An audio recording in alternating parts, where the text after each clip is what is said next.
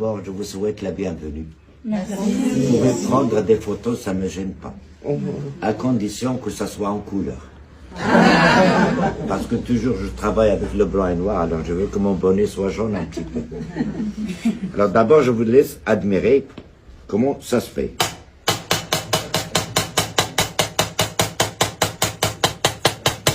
Parce que là, c'est une spécialité qui se fait seulement à Meknès, il n'y a pas ailleurs. Et c'est ça ce qu'on appelle la damasquinerie.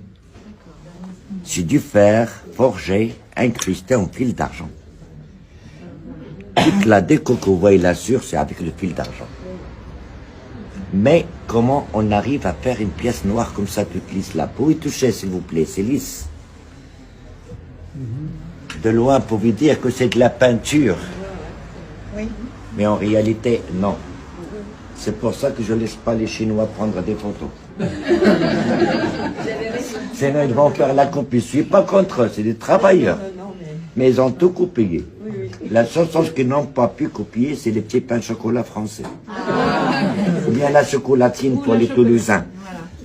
Alors, premièrement, on prend un morceau de fer et on fait la forme de l'objet qu'on veut obtenir.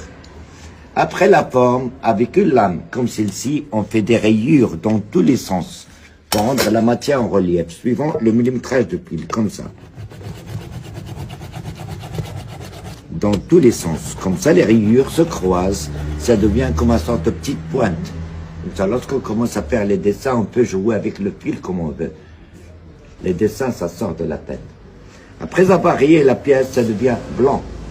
Or, blanc sur blanc, on ne peut rien voir, c'est normal. C'est pour ça que je le mets au feu, pour obtenir la couleur bleue. Comme vous dites chez vous, le bleuir. La couleur bleue, ça nous donne le contraste de voir. Et tous les dessins sont faits avec un seul fil d'argent. Et calé de ce petit marteau, on essaie de placer le motif à l'inspiration.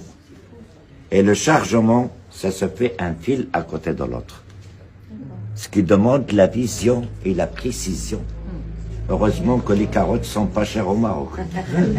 On y mange beaucoup. Et lorsque c'est fini chargé, ça passe une deuxième fois au feu.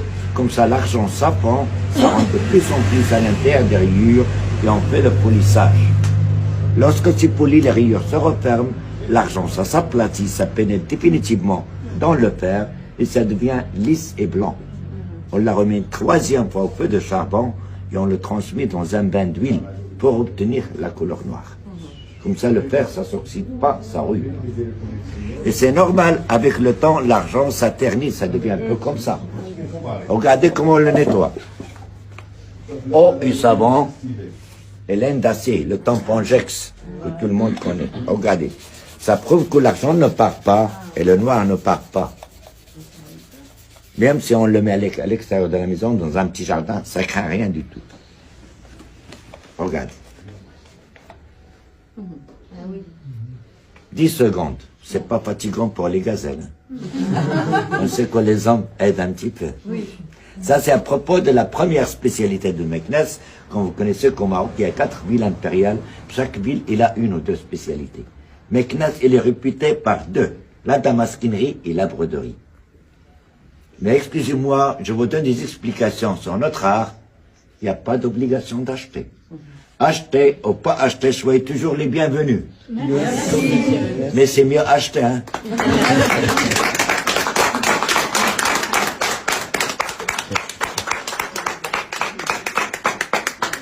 Alors